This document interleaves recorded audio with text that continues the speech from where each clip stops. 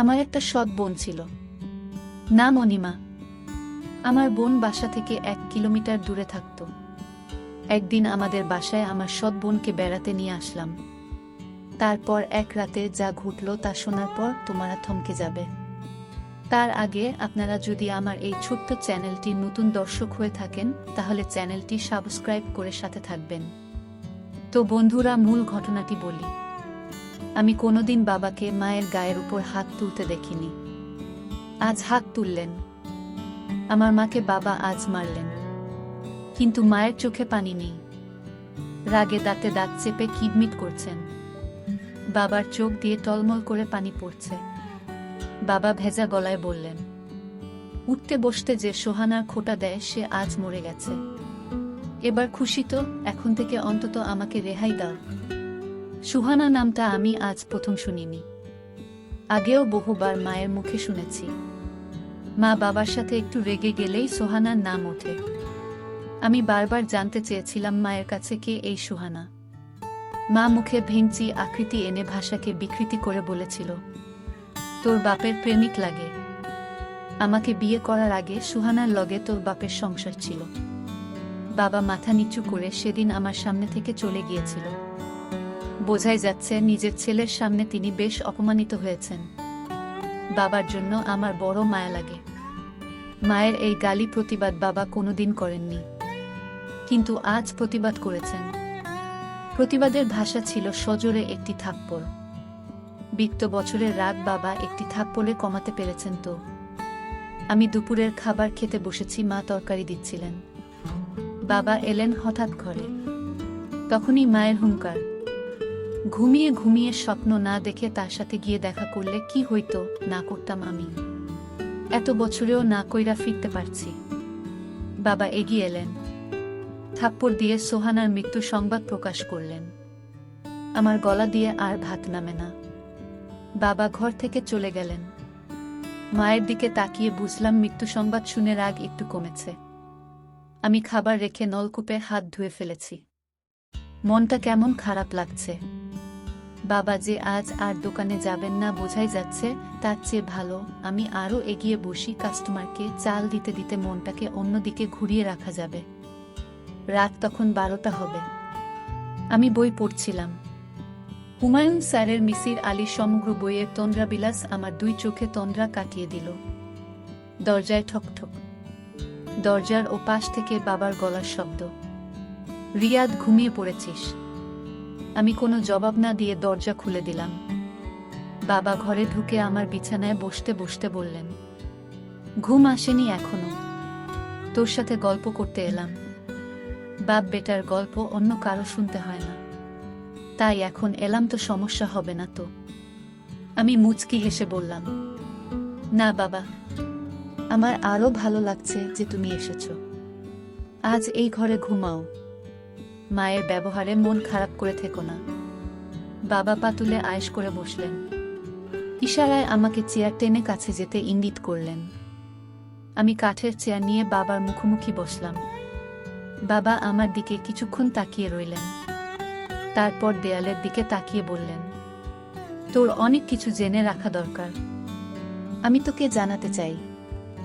আগেও জানতে চেয়েছি, সাহস হয়নি। ভেবেছি তোর মা যেমন অকথ্য ভাষায় কথা বলে হয়তো জানা হয়ে যাবে, কিন্তু তুই জানিস না কিছুই। শুধু একটি নাম জানিস, সুহানা। তুই এই নামটি তোর মায়ের মুখে শুনেছিস। যতবার শুনেছিস আমি লজ্জা পেয়েছি, বলতে পারিনি কিছু। আজ বলবো। আমি গভীর মনোযোগ দিয়ে বাবার গল্প শুনেছি। যে নাম নিয়ে মায়ের অকথ্য ভাষা, বাবার লজ্জা পাওয়া। অজানাকে জানতে অবশ্যই মনোযোগী হওয়া প্রয়োজন।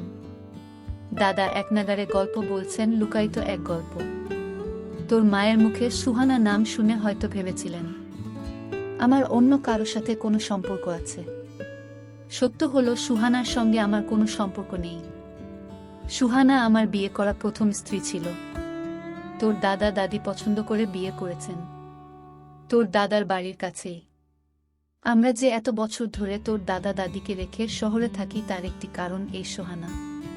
তোকে নিয়ে যে প্রতিবার তোর দাদার বাড়ি যেতাম আমি, তোর সাথে সাথে থাকতাম। যেন আমাদের গ্রামের কারো কাছ থেকে এই বিষয়ে কিছু শুনতে না হয়। এত খারাপ লাগতে পারে শুনলে। তো দাদা দাদি মারা যাওয়ার পর গ্রামে খুব একটা যায় না। তোর মা সব জানে, তবু তোকে বলেনি যে আমি আগেও একটি বিয়ে করেছিলাম। আমার আর সুহানার একটি সন্তানও আছে, নাম অনিমা। তোর সৎ বোন অনিমা। তোর মা আমার দ্বিতীয় স্ত্রী। সে যাই হোক, সুহানার সাথে বৈবাহিক সম্পর্ক শেষ হওয়ার পর সে পরবর্তীতে আবার বিয়ে করে এক স্কুল মাস্টারকে। তোর দাদার বাড়ি থেকে কয়েকটা গ্রাম পরে 8 বছর সংসার করলেও আর কোনো সন্তানাদি হয়নি। স্কুল মাস্টার মারা গেলেন আলসার হয়ে। আমি সব খোঁজই রাখতাম।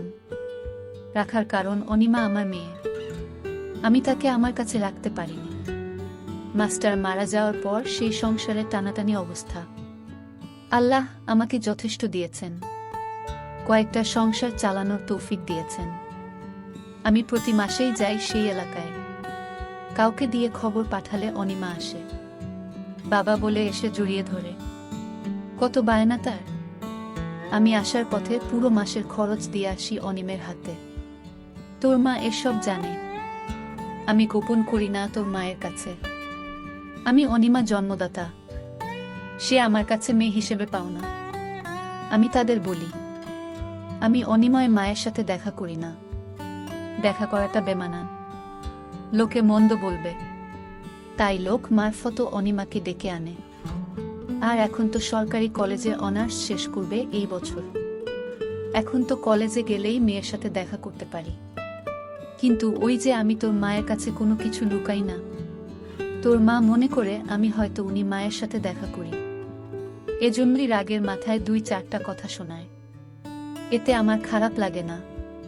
শুনতে শুনতে অভ্যেস হয়ে গেছে। কিন্তু তুই বাবা, একটা মিনিট। আমি বাবাকে থামিয়ে প্রশ্ন করলাম, এত বড় জীবন ঘটিত বিষয়টা মায়ের কাছেও লুকিয়ে রাখো না। তাহলে আমি শুনলে কি সমস্যা বাবা? বাবা উত্তরে বললেন, আসলে আমি চেয়েছিলাম তুই বড় হলে সব বলব। তোর মানসিক বেড়ে ওঠাতে মস্তিষ্কে কোনো প্রভাব পড়ুক সেটা চাইতাম না। কিন্তু ভুলে গিয়েছিলাম যথেষ্ট বড় হয়েছিস। অনিমা শুনেও কষ্ট পেয়েছে। ও হ্যাঁ, অনিমা কয়েকবার বলেছিল তোকে সব জানাতে, আমি সাহস পাইনি। তবে বিশ্বাস কর, ওর মায়ের সাথে আমি দেখা করতাম না কখনো। কিন্তু আজ মৃত্যু সংবাদ শুনে না গিয়ে থাকতে পারিনি। তার উপর তোর মায়ের এমন কথাটুকু সহ্য হয়নি। তাই আমার কোনো ভাই বোন নেই এমন একটি আক্ষেপ ছিল সবসময়। আজ বাবার মুখে শুনলাম আমার একটি বোনও আছে, আমার বড় আপু, নাম অনিমা। কোনোদিন দেখিনি। বাবা দেয়ালের দিকে তাকিয়ে আছেন, চোখ দুইটা চলছে। সুহানা নামের মানুষটির জন্য বাবার চোখে পানি থাকাটা স্বাভাবিক। আমি বাবাকে প্রশ্ন করলাম, তুমি তাকে ছেড়ে দিয়েছিলে কেন বাবা?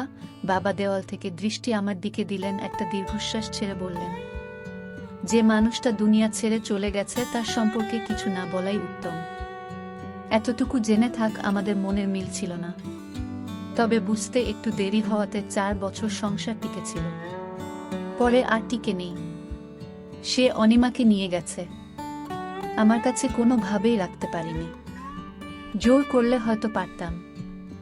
আইনে গেলে অনিমাকে রাখতে পারতাম। থানা পুলিশ করে কোর্টে গিয়ে এত সব করতে ইচ্ছে হয়নি। আমি কিছু বলতে যাব তার আগেই বাবা কিভাবে যেন প্রসঙ্গ পাল্টে ফেললেন। আমাকে উদ্দেশ্য করে বললেন, মেঘনা দিয়ে এক ট্রলার ভর্তি ধান আসার কথা। মুন্সিগঞ্জ বাজারে পরিচিত পাইকারদের থেকে কিনেছি। সন্ধ্যায় আসার কথা। রাত 9টা অবধি বসেছিলাম, আসেনি। দোকানের ওদের কাছে নাম্বার আছে। সকালে আরও এগিয়ে একটু খোঁজ করিস তো। আসলে রসিদ দেবে, টাকা দিয়ে দিস। কথাটুকু বলে বাবা উঠলেন। উঠে সাথে সাথে চলে গেলেন না। একটু দাঁড়িয়ে থেকে আবার বললেন, রাত 1টা বেজে যাচ্ছে। জেগে থাকিস না, ঘুমিয়ে পড়ো। সকালে দোকানে যাবি। বাবা ঘর থেকে বেরিয়ে গেলেন। আমি চেয়ার আগের জায়গা নিয়ে এলাম। আজ আর তোমরা বিলাস পরে শেষ করা হবে না। বিছানায় গা এলিয়ে দিলাম। ঠিক 1 সপ্তাহ পরে বাবা হঠাৎ মারা গেলেন। আমি দোকানে ছিলাম। খবর পেয়ে ছুটে এসেছি বাড়িতে। বাড়ি ভর্তি মানুষ। কেউ মারা গেলে পরিচিত সবাই শেষ দেখা দেখতে আসে। মা বিলাপ করে কান্না করছেন। মায়ের মুখে শুনতে পেলাম, সকালে শুধু বলেছিলেন বুকটা ব্যথা করে, না ভেবেছেন খাওয়ার পর হয়তো এমনিতেই ব্যথা করছে। তাছাড়া ব্যথা তো ওটা বেশিও না। কিছু না বলে বাবা দুনিয়া ছেড়ে চলে গেলেন। আমার মাথার উপর বট গাছের ছায়া ছিলেন। নিজেকে খুব অসহায় লাগছে। এত বড় পৃথিবীতে নিজেকে একা লাগছে। আমার দুই চোখ বেয়ে অঝরে পানি পড়ছে। সান্ত্বনা দিতে এগিয়ে এলেন এলাকার কয়েকজন। মানুষের সামনে কান্না করাটা অন্য সময় হলে লজ্জাকর পরিস্থিতি হতো, কিন্তু এখন লজ্জা লাগছে না, শুধু পানি পড়ছে। এক এক করে সব আত্মীয় স্বজন এলো। শেষ বিদায়ের আয়োজন চলছে। কবর খুঁড়তে লোক গেছে কবরস্থানে। এ যেন এক অনুষ্ঠান চলছে, শেষ বিদায়ের অনুষ্ঠান। বাবা মারা যাওয়ার মাস পেরিয়ে যাচ্ছে। আমি আটতে বসে আছি। বাবার অবর্তমানে দায়িত্ব বেড়ে গেছে। হঠাৎ আমার অবচেতন মনে খানিকটা ধাক্কা লাগলো, অনিমা আমার একটা মাত্র বোন। তাকে তো খবর দেওয়া হয়নি। আমার কাছে তো ফোন নাম্বারও নেই। বাড়ি ও চিনি না, কোনো গ্রামে থাকে। বাবাকে শেষ দেখা হয়নি তার। এটা তো তার প্রতি মস্ত বড় অন্যায় হয়েছে। মায়ের কাছে কি তাদের বাড়ির ঠিকানা আছে? না, মাকে কিছু বলা যাবে না। দাদার বাড়ির কেউ কি জানে? ভাবতে ভাবতে হঠাৎ মনে পড়ল, বাবা বলেছিলেন অনিমা আপু ঢাকা সরকারি কলেজ থেকে অনার্স শেষ করবেন এই বছরে। আমি বসা থেকে উঠে দাঁড়ালাম। একটা বন্ধু ভুল হয়ে গেল। আপুকে বাবার মৃত্যু সংবাদ জানানো দরকার ছিল। ঢাকা সরকারি কলেজের দক্ষিণ দিকে অনার্স ভবন। আমার পরিচিত কেউ নেই এখানে। অনার্স ভবনের সামনে অনেকেই আছে। আমি এগিয়ে গেলাম। সবাই বয়সে আমার বড়। একসাথে ৩২ জন কথা বলছে দাঁড়িয়ে। আমি গিয়ে সালাম দিলাম। জানতে চাইলাম অনার্স শেষ বর্ষের অনিমা নামের কাউকে চিনে কিনা। সাথে সাথে একজন ডান দিকে তাকিয়ে একটু গলা উঁচিয়ে বলল, এই অনিমা তোকে কেউ খুঁজতে আসছে। আমার চোখ দুইটা যেন অপেক্ষা সইছে না। কেউ একজন এগিয়ে আসছে। আমার বয়সে বড় হতে পারে। তার বয়স আনুমানিক ৩০। দেখতে খুবই সুন্দর। ইচ্ছে করছে এখনই চিৎকার করে বলি, আমি তোমার একমাত্র ভাই রিয়াদ। কিন্তু বলতে পারিনি। আমার গলার স্বর কি ভেজা বুঝতে পারছি না। আমাকে খুঁজছো? কে তুমি? আপনার কথায় কি বলবো ভেবে পাচ্ছি না। আসলে কি আমি পরিচয়ের শুরুটা কিভাবে করব? মুখ ফুটে বললাম, আপু আপনার সাথে কিছু কথা আছে, খুব জরুরি। একটু এদিকে আসবেন। অনার্স ভবনের সামনে দূর্বা ঘাসের শীতল পাটির মতো বিছানা পাতা। আমি আপুকে নিয়ে একটু আড়ালে গেলাম। আপুর কৌতূহলী চোখ। হঠাৎ বললাম, আমি দুপুর থেকে এসেছি। আমার নাম রিয়াদ। কথাটুকু বলে আপুর দিকে তাকালাম। আপু নির্বাক, চোখের পলক পড়ছে না। চোখ দুইটা ভিজে উঠল আমার সামনে। আর একটু এগিয়ে এসে আপু বলল, তোমাকে দেখার ইচ্ছে ছোটবেলা থেকে। আমার একটা ভাই আছে, আর তাকে আমি কখনো দেখিনি। এই কষ্টটা আমার অনেক বছরের। কত বড় হয়ে গেছো তুমি। আমার দৃষ্টি নিচের দিকে। ইচ্ছে করছে নিজের চোখের সাথে যুদ্ধ ঘোষণা করি। আমার চোখ থেকে এখন যেন কোনো পানি না পড়ে। আমি চেষ্টা করে যাচ্ছি আটকাতে, আর পারলাম কই। এরই মধ্যে আপু আবার বলল, বাবা মারা যাওয়ার দিন গিয়েছিলাম তোমাদের বাড়িতে, আর আওলাদ নামের কেউ একজন ফোন করেছিল। তোমাদের বাড়ির ঠিকানা নিয়ে গিয়েছিলাম। ২০ মিনিটের মতো ছিলাম। সবাই কান্না করছে। মানুষের ভিড়ে আমিও বাবার মুখখানি শেষবারের মতো দেখে নিয়েছি। দেখে কান্নাও করেছি। কিন্তু কেউ জানে না আমি কে। তোমাকে খুঁজেছি, জিজ্ঞেস করিনি কারো কাছে। বাবার কাছে শুনেছিলাম তোমার নাম। কেউ একজন বলছে রিয়াদ কাপড় কিনতে গেছে। আমি আর সেখানে থাকিনি, চলে এসেছি। মাথা তুলে তাকাতে খুব ইচ্ছে করছে, কিন্তু চোখের পানি লুকাতে পারবো না। আপু আমার চোখের পানি মুছে দিচ্ছেন। বড় বোনের বুঝি এত মমতা থাকে, এত দাম থাকে? আপু আমার চোখের পানি মুছে দিয়ে বললেন, তুমি ছোট হলেও এখন তোমার দায়িত্ব অনেক। মায়ের দিকে খেয়াল রেখো। আমি বাড়ি থেকে আসার সময় 20,000 টাকা নিয়ে এসেছি। পকেটে হাত দিয়ে টাকাটা বের করে আপুর হাতে দিয়ে বললাম, আমি এখন আর ছোট নেই আপু, অনেক বড় হয়েছি। মায়ের খেয়াল যেমন রাখতে পারবো তেমনি আপুর জন্য এই ভাইটি আছে। আপু একটু চমকালেন বোধ হয়। তারপর টাকাটা আমার হাতে দিয়ে বললেন, আমি তোমার চেয়েও বড়, এখন আমার টাকা লাগবে না। মামার বাড়িতে থাকি এখন। আমি টাকা ফেরত না নিয়ে বললাম, টাকা নিতেই হবে। আপু, সব দায়িত্ব এখন থেকে তার ভাইয়ের। বাবা শুধু আমার একার নয়, তোমার বাবা। তোমার অধিকার আছে, আমাকে শুধু আপু ডাকতে দিও, বঞ্চিত করো না। অনার্স ভবনের সাক্ষী হচ্ছে 2 ভাই বোনের চোখ থেকে গড়িয়ে পড়া পানি। সামনে এগোচ্ছি। আর থেকে যেতে হবে, আরব থেকে বাড়িতে না, কয়েকদিন ধরে মনোহরা থাকে। মায়ের কাছাকাছি থাকাটা দরকার, গল্প করা দরকার। সব দায়িত্ব এখন আমাকে পালন করতে হবে। রিকশায় উঠে কিছু দূর এসে পেছন ফিরে দেখি আপু তখন আমার চলে আসা দাঁড়িয়ে দেখছে, যেন ভাইকে বিদায় দিতে মন যাচ্ছে না। তার কিছুদিন পর আমি আপুকে বললাম, আপু তোমাকে আমাদের বাড়িতে নিয়ে যেতে আসলাম, কিছুদিন আমাদের বাড়িতে চলো, একটু ঘুরে ফিরে আসো, ভালো লাগবে তোমার। আমি আর না করলাম না। আমি বললাম, আমি তোমাদের বাড়িতে গেলে তো মা আম্মা অর্থাৎ আমার সৎ মা আমাকে দেখে সহ্য করতে পারবে না। আরে না আপু, কিছু হবে না, তুমি এসব কথা বাদ দিয়ে চলো আমার সাথে।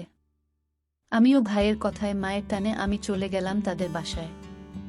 আমাকে আমার সৎমা দেখে মুখটা কেমন যেন আধার করে ফেলল। আমি এতে কিছু মনে করলাম না, এটা আমি স্বাভাবিকভাবেই নিলাম ব্যাপারটা। বাবা মারা যাওয়ায় মায়ের কষ্টটা অনেক বেড়ে গেল। আপু, আমি তোমাকে এখন থেকে কষ্ট করতে দেব না। যা প্রয়োজন তুমি আমার কাছে চাইবে আমি দিব, কারণ আমার একটা মমতাময়ী বোন আছে। আমি তা জানতাম না। আমার বাবার মৃত্যুর কিছুদিন আগে আমার সাথে বলেছে তোমার কথা, তাই আমি জানতে পারলাম যে আমার একটা বোন আছে। আজ আমি অনেক খুশি এমন একটা বোন পেয়ে। আমার মা আমার সাথে বলতো তোর কোনো ভাই বোন নেই, কিন্তু বাবা আমাকে মৃত্যুর আগে বলে গেল বাবা এতটা দায়িত্বশীল ছিল যে আমাকে কোনদিন কষ্ট কি জিনিস বুঝতে দেয়নি। যেন আপু আমার মা আমার বাবাকে প্রতিদিন কত কথা বলতো। এর একটাই কারণ, বাবা তোমার সাথে দেখা করতো, তাই এটা বাবা আমাকে বলে গেছে। বাবা কোনোদিন মায়ের কথায় রাগ করেনি। এসব গল্প করছিলাম, হঠাৎ মায়ের ডাক পড়ল, কি রে তোরা খাইতে আয়। আমার টেবিলে গিয়ে বসে দুপুরের খাবার শেষ করলাম। তারপর আমার রুমে আমার শ্রদ্ধেয় বড় বোনকে নিয়ে সুখ দুঃখের গল্প করছিলাম অনেকক্ষণ ধরে। আমার মা চাইতো না আমি আমার বোনের সাথে গল্প করি, বোনকে লেখাপড়া করার জন্য সাহায্য করি। আমার মা আমাদের দুজনেকে গল্প করতে দেখে। পাড়ার মানুষকে নিয়ে আসলেন আর বললেন, দেখো তোমরা সবাই আমার ছেলেকেও অনিমা জাদু করে ফেলেছে। আমার ছেলে আমার কোনো কথাই শোনে না। আগে শুনো তো, আমি মাকে বললাম না তুমি এ কি বলছো, আমার বোনকে তুমি এত মিথ্যা অপবাদ দিচ্ছে। মা তুমি এতটা নীচ হতে পারলে কিভাবে? আমি আমার শ্রদ্ধে বড়ই বোনকে নিয়ে আসলাম আমাদের বাড়িতে কিছুদিন বেরিয়ে যেতে, আর তুমি কিনা আমাদের মিথ্যা অপবাদ দিচ্ছ। তোমাকে মা বলতে আমার ঘৃণা করছে। মা, আমরা ভাই বোন, আমরা রুমে বসে বাবা আর তোমার জীবন কাহিনী নিয়ে আলোচনা করছিলাম, আর তুমি কিনা গ্রামের মানুষকে বলছো আমার বোনের সাথে। না মা, আমার ভাবতেই পারছি না। গ্রামের মানুষও কুসংস্কারে বিশ্বাস করত, আর তাই তারা ভেবে নিল আমার বোনের সাথে কিছু একটা হয়েছে। তারপর আমি গ্রামের মানুষের সামনে কেঁদে কেঁদে বললাম, আপনারা প্লিজ আমার মায়ের কথা বিশ্বাস করবেন না। আমার বোন বলতে লাগল, আমি একটা শিক্ষিত মেয়ে, আমার মরা বাবার কসম। সে আমার ছোট ভাই, তাকে নিয়ে আমি অন্য কিছু ভাববো, এটা আপনারা কি করে ভাবলেন? আমার কথা শুনে গ্রামের মানুষ বিশ্বাস করল। আমাদের কেন মিথ্যা অপবাদ দিল? আর গ্রামের মানুষও জানত আমার মা বাবার সাথে প্রতিদিন ঝামেলা করত, অথচ বাবার কোনো দোষ ছিল না। তাই গ্রামের মানুষ খুব সহজেই আমার বোনের কথা বিশ্বাস করে নিল। তার জন্য গ্রামের মানুষের আমাকে শাস্তি হিসেবে 2 মাসের জেল খাটতে দিয়েছিল। প্রিয় বন্ধুরা, আজকের গল্পটি কেমন লাগলো তা অবশ্যই কমেন্ট করে জানাবেন। আর এরকম ভিডিও পেতে আমাদের চ্যানেলটিকে সাবস্ক্রাইব করে পাশে থাকবেন। ধন্যবাদ।